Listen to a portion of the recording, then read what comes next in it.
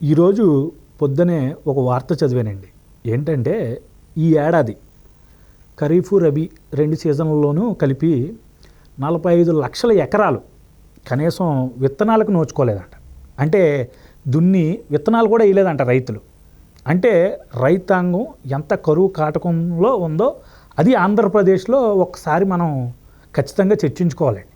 2 జీవనదులు ఉన్నాయి మనకి, పెద్ద నదులు. మళ్ళీ మనకి కొంచెం సర్దుబాటు చేసుకుంటే కాలువల ద్వారా చాలా ఎకరాల సాగులోకి కూడా తీసుకురావచ్చు. పోలవరం ఒక ఉద్దేశం, పట్టిసీమ ఒక ఉద్దేశం అయ్యే కదా. అయితే ఇవన్నీ తొంగలో తొక్కి ఈ యొక్క జగన్మోహన్ రెడ్డి గారి 5 సంవత్సరాల సాగునీటి రంగాన్ని అయితే మొత్తానికి గాలికి వదిలేశారు. పక్కనున్న తెలంగాణ ఉన్న కొద్దిపాటి నీళ్ళని కూడా బాగా సద్వినియోగం చేసుకుని ఈరోజు పంటలు అధికంగా పెంచుతూ వాళ్ళు ముందుకు సాగుతున్నారు. అధికంగా ఈరోజు దాన్ని ఉత్పత్తి చేస్తున్నారు వాళ్ళు కూడా మనతో పాటు ధీటుగా. కానీ ఇక్కడేమో మనం డే బై డే మన రాష్ట్రం కింద పడిపోతుంది. ఇది ఈరోజు ఇక్కడ హైదరాబాదుల్లోనూ లేకపోతే సాఫ్ట్వేర్ ఫీల్డ్లోనూ ఇండస్ట్రీస్లోనూ ఉద్యోగాలు చేసుకుంటున్న యువతకు కానీ ఈరోజు చాలామంది ప్రజానికం కానీ అర్థం కాని పరిస్థితి. ఎందుకంటే రైతు సరిగ్గా అక్కడ కింద పరిపాలిస్తేనే కదా పైన పండిస్తేనే కదా ఈరోజు పైన మనందరం హ్యాపీగా ఉంటాం, ధరలు స్థిరంగా ఉంటాయి. ఏదేమైనప్పటికీ ఏంటి అసలు మన రాష్ట్ర పరిస్థితి ఏంటి? ఇలాగా సాగునీటి రంగం విపరీతంగా దెబ్బతినేసింది. మీ అభిప్రాయం ఏంటి దీని మీద? 2023-24 సంవత్సరం ఖరీఫ్ రబీ 1,19,00,000 ఎకరాలు ఖరీఫ్లో వ్యవసాయం నోచుకోవాలి. రబీలో 55 లక్షల ఎకరాలు సాగు అవ్వాలి.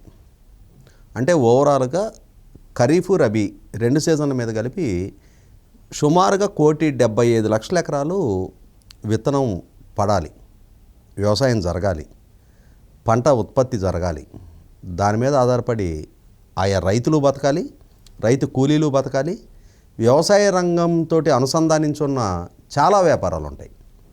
ఫర్టిలైజర్సు, పెస్టిసైడ్స్, అగ్రికల్చర్ మెకనైజేషను, ఇట్లా ఈ రైతులు పండించిన పంటని లోడ్ చేసే హమాలీలు, ట్రాన్స్పోర్ట్ చేసే ట్రాన్స్పోర్టర్సు, ఇట్లా ఇవాళ మనకి 100% జనాభా వ్యవసాయ అనుబంధ రంగాల మీద ఆధారపడి జీవితం సాగిస్తూ ఉన్నారు.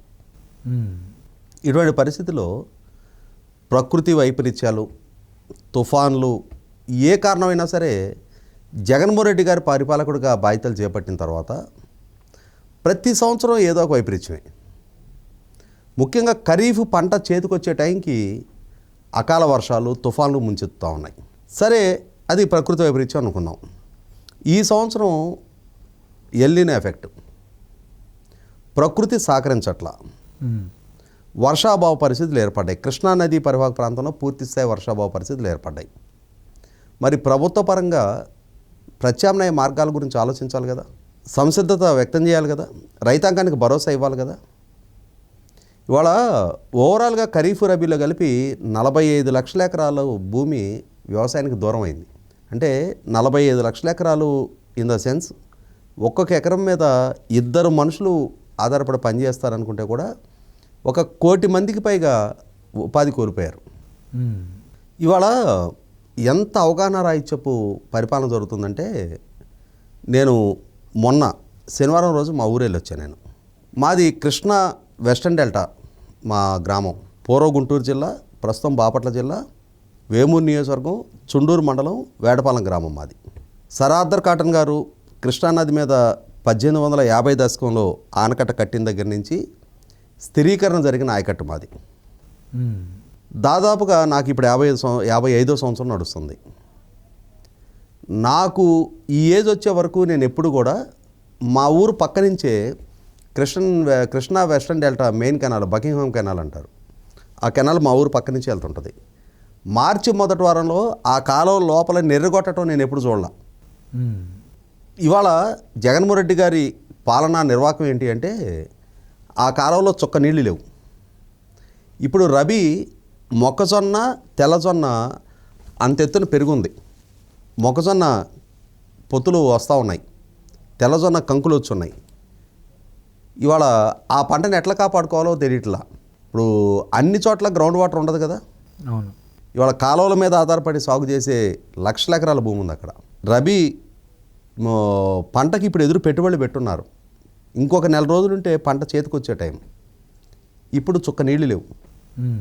ఇప్పుడు మా ఊర్లో కొంత ప్రాంతం మా గ్రౌండ్ వాటర్ ఉంటుంది. మా ఊర్లో పడవట వైపు పొలానికి గ్రౌండ్ వాటర్ ఉండదు. ఈ తూర్పు వైపు ఉన్న పొలం నుంచి ఆయిల్ ఇంజన్ల మీద ట్యూబులు పరుచుకొని వేలడుగుల ట్యూబులు పరిచి ఆ పడవట వైపు ఉన్న పొలానికి నీళ్లు పెడుతున్నారు. ఒక తడికి 1 ఎకరానికి 6 నుంచి 8 వేల రూపాయలు ఖర్చు అవుతుంది. ఇవాళ వ్యవసాయం చేస్తుంది ఎవరు అక్కడ? సొంత భూ యజమానులు వ్యవసాయం చేయటం దాదాపుగా 2-3 దశాబ్దాలుగా తగ్గిపోయింది. ఇప్పుడు ప్రధానంగా కౌలు రైతులు వ్యవసాయం చేస్తున్నారు. కౌలు రైతులు ఎవరుంటారు? అయితే అగ్రవర్ణాల్లో ఉన్న చిన్న సన్నకారు రైతులు, లేదు బలహీన వర్గాల వాళ్ళు, దళితులు. జగన్మోహన్ రెడ్డి గారు నేను డీబీటీ ద్వారా ఎవరికైతే నేను మేలు చేస్తున్నానని చెప్పని చెప్పుకుంటున్నారో ఆ వర్గాలే ఇవాళ ప్రధానంగా కౌలు రైతులు. ఇవాళ 1 ఎకరం భూమి తడపటానికి 8 వేల రూపాయలు ఖర్చు అవుతుంటే ఖరీఫ్లో మిచంగ్ తుఫాన్ ఏదో వచ్చింది, దాని ఇంపాక్ట్ దిగుబడి తగ్గిపోయింది. రబీలో ఇప్పుడు ఇటువంటి విపత్కర పరిస్థితులు ఎదురవుతున్నాయి. అసలు ఈ పరిస్థితులు ఎదురవడానికి కారణం ఏంటి? నిజంగానే ప్రకృతి వైపరీత్యమా, ప్రభుత్వ అసమర్థత? నేనైతే నాకున్న అనుభవం రీత్యా 100కి 100 పాళ్ళు అవగాహన రాహిత్యంతో, అసమర్థతతోటి, కక్ష సాధింపు దూరంతో జగన్మోహన్ రెడ్డి గారి ప్రభుత్వం తీసుకున్న ఒక అసంబద్ధ నిర్ణయ పర్యాసనం అని చెప్తాను నేను. ఎందుకు? కృష్ణా డెల్టాని స్థిరీకరణ కోసం పట్టిసీమ ప్రాజెక్టు కట్టారు.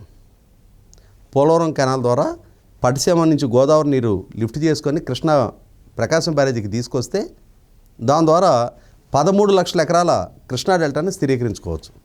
జగన్మోహన్ రెడ్డి గారి ప్రభుత్వం ఏం చేసింది? పట్టిసీమను వట్టిసీమ అని చెప్పని గొడవ చేసాం అప్పుడు. ఇప్పుడు పట్టిసీమ మీద ఆధారపడి మనం నీళ్లు తరలిస్తే చంద్రబాబు నాయుడు గారిని గుర్తు చేసుకుంటారు రైతులు, ఆయన క్రెడిట్ ఇచ్చినట్టు అవుద్ది అని చెప్పని ఏం చేశారు? పులిచింతల ప్రాజెక్టులో ఖరీఫ్కి నీళ్లు డ్రా చేసేసారు. పులిచింతల ప్రాజెక్టు కృష్ణానది మీద బ్యాలెన్సింగ్ రిజర్వాయర్ అది. ఆ రిజర్వాయర్లో నీళ్లు ఉంటాయి అక్కడే. నీకు ఖరీఫ్లో గోదావరిలో ప్రవాహం ఉన్నప్పుడు పట్టిసీమ నుంచి నీళ్లు తీసుకొచ్చుకొని ఖరీఫ్ సాగు చేసుకొని ఉండున్నట్టయితే ఇవాళ రబీకి పులిచింతల నీళ్లు వాడుకోవడానికి ఆస్కారం ఉండేది.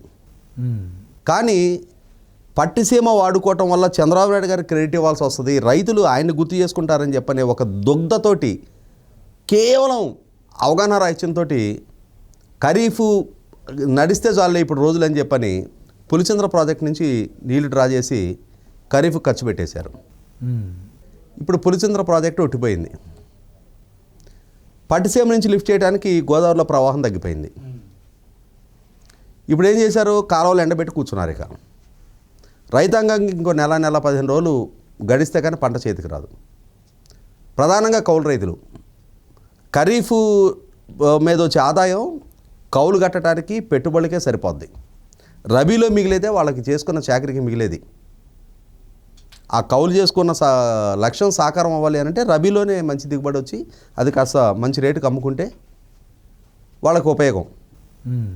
లేనప్పుడు ఇవాళ లక్షల మంది రైతులు, ఇది నేను ప్రత్యక్షంగా నా కళ్ళతో చూసి వచ్చింది. నేను వ్యవసాయం చేస్తున్నా, అక్కడ పరిస్థితులు నాకు చాలా ప్రత్యక్ష అనుభవం ఉంది. ఎవరు బాధ్యులు ఇవాళ? మా కర్మ ఏంటంటే ఇప్పుడు రాష్ట్ర ఇరిగేషన్ శాఖ మంత్రి కొన్న అంబటి రాంబాబు గారు కూడా, ఆయన నేటివ్ ప్లేస్ రేపల్లె, ఈ కృష్ణా వెస్టర్న్ డెల్టా పరిధిలోనే పుట్టి పెరిగాడు. ఆయన కూడా ఆయనకున్న బుర్ర వాడాలి కదా. ఇవాళ పట్టిసీమ నుంచి గోదావరి నీళ్లు తీసుకొచ్చుకొని ఖరీఫ్ని గడిపేసుకుంటే, పండించుకుంటే పులిచింతల నీళ్లు రేపు రబీకి వాడుకోవడానికి ఆస్కారం ఉంటుంది. ముందే పులిచింతలు ఖాళీ చేసేస్తే రబీ నాటికి గోదావరిలో ఫ్లడ్ ఉండదు, లిఫ్ట్ చేసుకోవడానికి ఆస్కారం ఉండదు. ఆ బుర్ర వాడాలి కదా.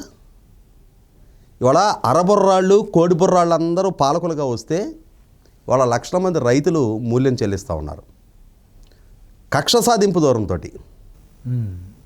కేవలం చంద్రబాబు అనే ఆ ఒక్క పేరు గుర్తు చేసుకుంటారని అమరావతిని ఎట్లయితే చంపేశారో, ఇవాళ పట్టిసీమను సక్రమంగా సకాలంలో వాడని పర్యవసానం హ్యాపీగా పంటలు పండించుకోవాల్సిన 100-115 టీఎంసీలు పట్టిసీమ ద్వారా లిఫ్ట్ చేసుకునే ఆస్కారం ఉన్నా కూడా పులిచింతల్ని ఎండబెట్టారు. ఇవాళ అసలు ఉసురుమంటుంది. మొన్న శనివారం రోజు వెళ్ళాను నేను. 7,500 క్యూసెక్ల capacity Krishna western delta main canal నెరలు కొట్టేసింది కాలం. అప్పుడే ఎవరు బాధ్యులు దీనికి? 100కి 100 పాళ్ళు జగన్మోహన్ రెడ్డి గారి బాధ్యులు. ఇవాళ 45 లక్షల ఎకరాలు ఈ సంవత్సరం పంటలు పండలేదు అని అంటే ప్రభుత్వం మాత్రం ఎంత ఫాల్స్ ప్రెస్టేజ్ అని అంటే కరువు మండలాలు ప్రకటిస్తే తమ పాలనాహయంలో కరువు వచ్చింది అని చెప్పుకుంటారు అని చెప్పని 103 మండలాలు మాత్రం కరువు మండలాలకు ప్రకటించింది ప్రభుత్వం. వీళ్ళ నాయన రాజశేఖర రెడ్డి గారు, ఈ జగన్మోహన్ రెడ్డి గారు కూడా చంద్రబాబు కరువు కవల పిల్లలు, మా పాలన దేవుడి పాలన, మా పాలనని మెచ్చి మా పార్టీలోనే వానదేవుని కూడా చేరాడు అని చెప్పని రాజశేఖర రెడ్డి గారు డబ్బాలు కొట్టుకుంటూ ఉండేవాడు. అంటే మనం కొన్ని దురదృష్టకర సంఘటన ప్రస్తావించకూడదు, కానీ వానదేవుడు మా పార్టీలోనే ఉన్నాడు అని చెప్పని చివరికి రాజశేఖర రెడ్డి గారు బలైపోయింది కూడా వానలోనే. వానదేవుడు మీ పార్టీలోనే ఉంటే ఎందుకు అటువంటి పరిస్థితి, అటువంటి ప్రమాదం సంభవించుద్ది? మీకు అంతటి ఆశీస్సులు, దేవుడు కరుణ మీ మీద ఉంటే. ప్రకృతితోటి పరాచకాలు, పరిహాసాలు. ఇవాళ చంద్రబాబు నాయుడు గారి ప్రభుత్వ హయాంలో ఎల్నినో ఎఫెక్ట్ వచ్చింది కాబట్టి దానికి ఆయన వల్ల, ఆయన పాదం వల్ల కరువు వచ్చిందని చెప్పని ప్రజల్లో ఆ భావన చిత్రీకరించి రాజశేఖర రెడ్డి గారు గెయిన్ అయ్యాడు. జగన్మోహన్ రెడ్డి అదే ప్రచారం చేసేవాడు. మంత్రిగా ఉన్న రోజా పదే అదే అంశం ప్రస్తావించేది ఆవిడ, చంద్రబాబు కరువు కవల పిల్లలు అని చెప్పని. ఇవాళ రాష్ట్రం 45 లక్షల ఎకరాలు మీ పాలనా హయాంలో రైతాంగం విత్తనం వేయలేకపోయారు. మీ పాదాన్ని ఏమనాలి, మీ పరిపాలన ఏమనాలి? ఇవాళ ఒక్క సంవత్సరం అయినా సరే మీ 5 సంవత్సరాల పరిపాలనలో రైతాంగం సంతోషంగా పంట ఇంటికి తీసుకెళ్లారా? ప్రతి సంవత్సరం అకాల వర్షాలే. మీ నిర్వాహకం వల్ల అన్నమయ్య ప్రాజెక్టు బ్రీచ్ అయింది, పులిచింతల గేటు కొట్టుకుపోయింది, గుండ్లకమ్మ గేట్లు కొట్టుకుపోయినాయి. ఎప్పుడైనా నిన్నా మనం ప్రాజెక్టులు కొట్టుకుపోవటం ఆంధ్రప్రదేశ్ రాష్ట్రంలో జగన్మోహన్ రెడ్డి గారికే దక్కింది ఆ క్రెడిట్. ఒక పక్క అతివృష్టి, లేదు అనావృష్టి. ఇవాళ వ్యవసాయాన్ని ఒక సంక్షోభంలోకి నెట్టేశారు. 100కి 100 పాళ్ళు పాలకుల అవగాహన రాహిత్య పరేశానం కృష్ణా డెల్టా కూడా భారీ మూల్యం చెల్లించుకుంటుంది. వాస్తవంగా దాన్ని అవాయిడ్ చేసే ఆస్కారం ఉంది. కౌలు రైతుల ఆత్మహత్యల్లో 2వ స్థానంలో ఉందండి మన రాష్ట్రం. రైతు ఆత్మహత్యలో 3వ స్థానం, కౌలు రైతుల ఆత్మహత్యలో 2వ స్థానం. సిగ్గుపడాలా, గర్వపడాలా?